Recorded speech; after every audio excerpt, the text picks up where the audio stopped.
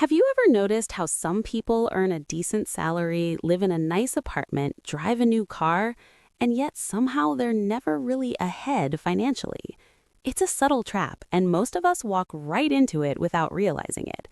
Today, we're going to talk about why status often wins over real wealth and the quiet ways it keeps people financially stuck.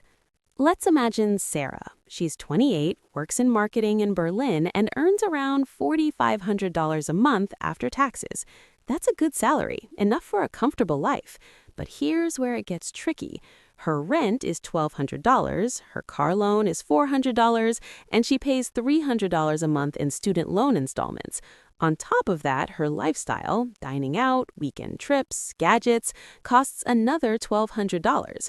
Suddenly, even with a solid income, there's very little left for real savings or investments. Let's do the math. 4,500 minus 1,200 rent, minus 400 car, minus 300 loans, minus 1,200 lifestyle, she's left with $1,400. That sounds okay, but $1,400 is already stretched by utilities, groceries, insurance, and small luxuries. There's almost nothing going into long-term wealth. The reason this happens isn't a lack of intelligence, it's psychology. Humans are wired to compare themselves with peers. Social pressure, the urge to keep up, or the satisfaction of visible status, these drives are powerful. A new car, a bigger apartment, a branded phone, it feels like success. But in reality, it's often just disguised consumption, and this consumption quietly eats away at potential wealth.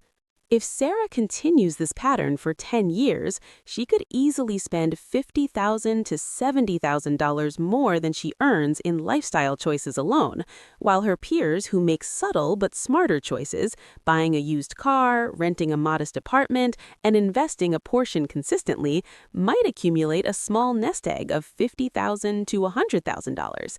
That's the real cost, not just dollars today, but lost freedom tomorrow.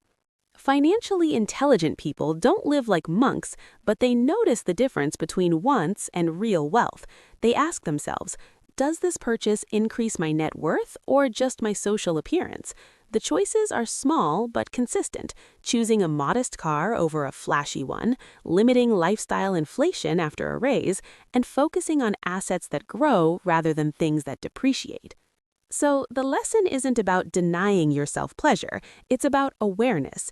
Status feels good in the short term, but wealth builds quietly over years. The subtle choices you make every month, the car, the rent, the lifestyle, determine whether you'll be stuck or steadily growing your financial freedom. If this perspective shift made you see things differently, consider subscribing. Here, we explore money with clarity.